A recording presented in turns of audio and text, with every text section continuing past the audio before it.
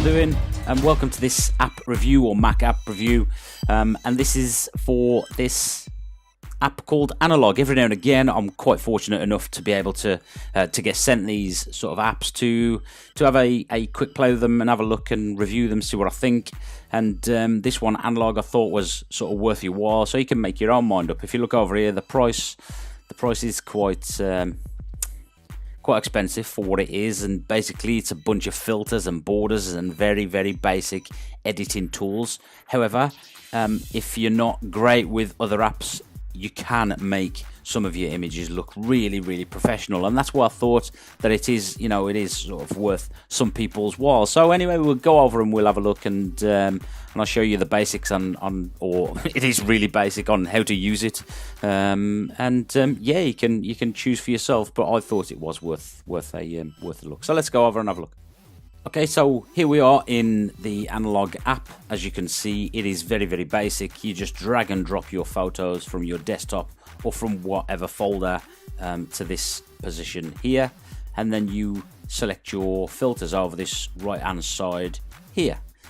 You can flick this to borders once you've selected it, and then change your borders.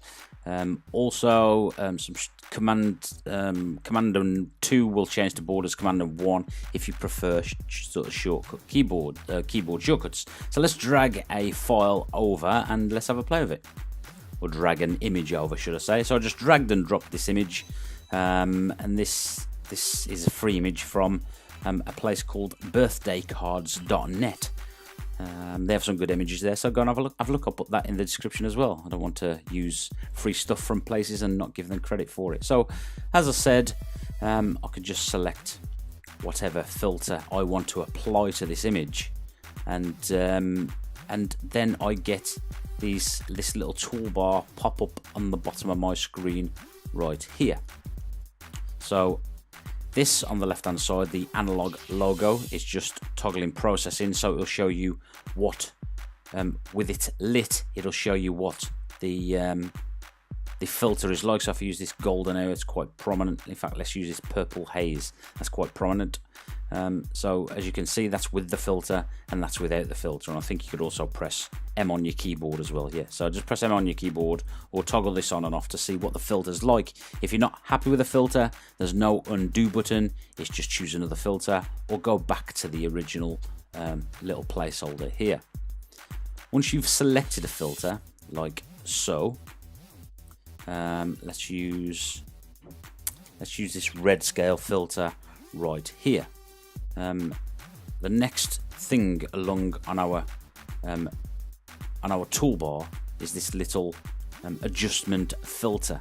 So I just press it and I can adjust the filter intensity by dragging the slider up and down like so. It really is easy. Once you're happy with the intensity of that, you just click apply, and that's that done. If you're not happy with it, you change the filter or you go back to the original. Like I said, there is no undo.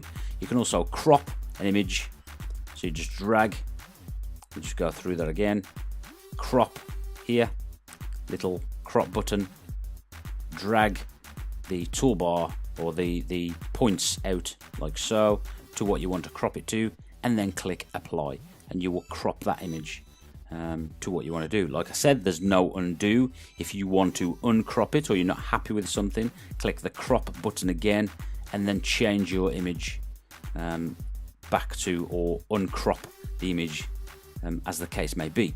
This little button here, it just rotates the image or rotates the crop to landscape, from portrait to landscape like so. If you want to undo the image, just drag your crop points back to the start and click apply. Okay, so that is really easy. This is just rotate the image.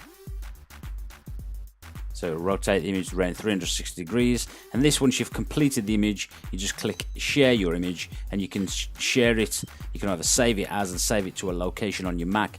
You can send it via email, Cloud App, Facebook, Flickr, Picasso or Tumblr. And you can share it via social media that way. So let's just mess about with something on this image. This Lumia right here is quite nice, although it's on full like so. Looks quite nice. The image looks quite nice. Click apply, and then I'm going to press Command 2 or flick over to my borders here, and then I can select a border. You notice it squares the image once you've selected a border. So some images with borders look really nice, but you sort of think that you're stuck with this certain type of border. However, let's say if I chose this sprocket border here, and I then wanted to edit the image, I get a reposition image little toolbar come up, or little box tool come up in my toolbars here at the bottom when I'm on borders. So I click reposition, then I change the position of the image. So you see it's quite difficult because it keeps, what you can't see is it keeps the border on the outside, and then you readjust the image like so. So if you want a different part of it within the image, you readjust the image like so. If you want to change the size or the scale of the image, you do it with this slider right here. So that is quite a difficult thing to do, and then you click apply, and it will give you that part of the image within the border. And again, if you don't want no border, click none, and it will go back to the start. So if we just chose this paper, go back to the filters, and then we could share that out, and we could save that to wherever we wanted to save it. So that's analog. It is really, really simple. There's nothing difficult about it, but it does give you some really, really cracking sort of effects, and it really does make your images look nice. This memory is quite nice, gives like an echo on the image. Likewise with this stereoscopic, this gives like quite a nice echo on the image as well, but this time it's a colored echo, which is quite nice. So you know, I think you have to decide yourself on whether or not you think it's worth the money.